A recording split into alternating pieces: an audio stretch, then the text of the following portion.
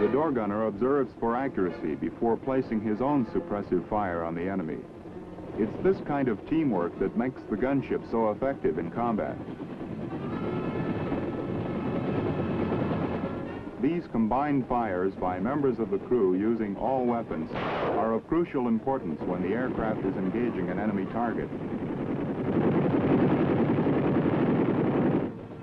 After destroying our target, we're diverted to escort a heliborne troop lift. Door gunners in the troop carriers mark enemy positions with either tracer rounds or colored smoke grenades, like this one.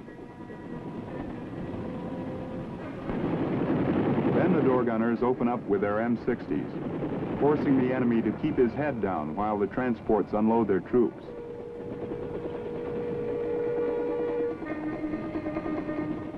The same procedure is used when the men load on again. This continuous fire protects the aircraft as well as the troops. The choppers are most vulnerable to enemy fire in this phase of the action. Now I really understood why they bore down so hard in training about conserving ammo. It was to make sure we had enough to keep up suppressive fire going into and out of an assault landing. We got the same hairy situation when we dropped in to pick up wounded soldiers.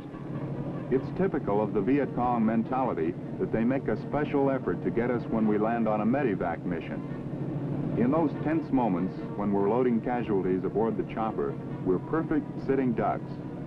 So you can believe it when I tell you we don't waste any time, and we don't stand on ceremony about pitching in to help.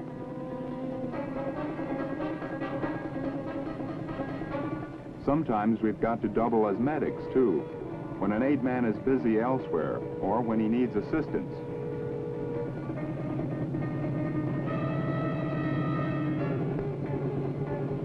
Despite the danger, this is one of our most rewarding jobs. The fact that we can fly out a wounded man to a field hospital in a few hours, sometimes even minutes, has saved a lot of American lives. Vietnamese, too. We're also Johnny on the spot when it comes to hauling critical supplies. We'll be back for these empty water cans when they're refilled. We also haul rations, ammo, fuel, radio parts, you name it.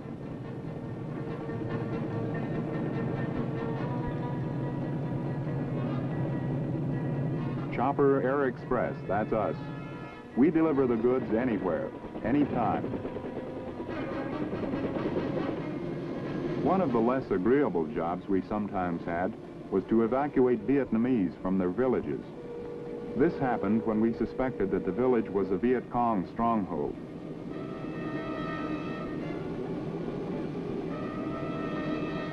It was hard on some of these people to pull out from a place where they'd lived all their lives.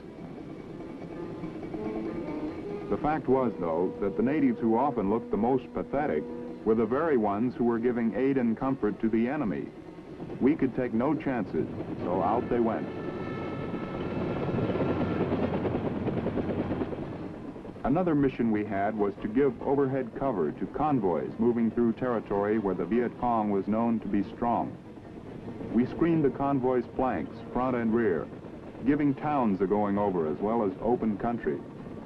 You can never tell when a sniper will open up from what is supposed to be a friendly village. We're always on call to give fire support where needed.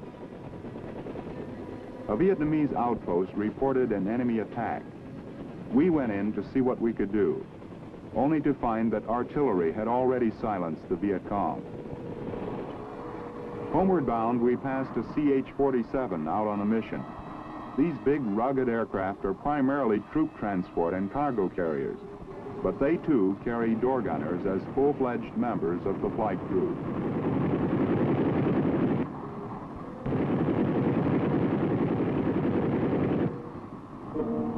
Home at last. The first job for the door gunner is to safety his M60 by removing the gun barrel. Then the chopper is made ready for its next mission.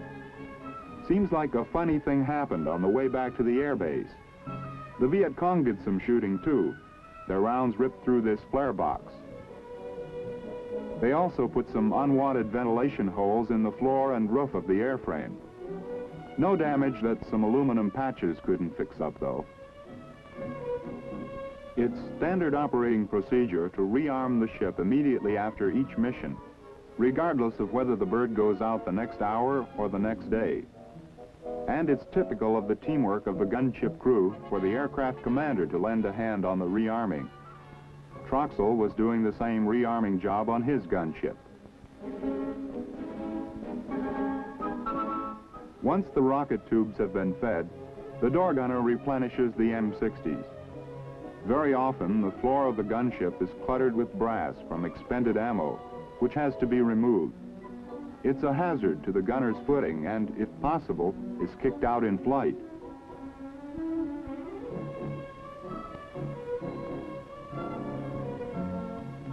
There's more housekeeping to be done. Whenever there's an opportunity, gun mount, and gun barrels must be cleaned. Dust and moisture from the humid climate of Vietnam are with you all the time, and the only way to take care of equipment is to keep after it with constant maintenance. Sometimes some of the other shotgun riders keep you company. It's too much to expect them to give you a hand, but it makes the chore less tedious to have someone around to talk shop with.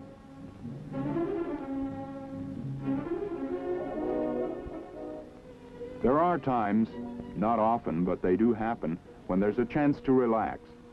Sometimes we catch up on our letters home, or we dip into the local civilian life, such as it is. Taking one of the cycle cabs into town is certainly a tamer ride than flying shotgun on a chopper. In town, you're a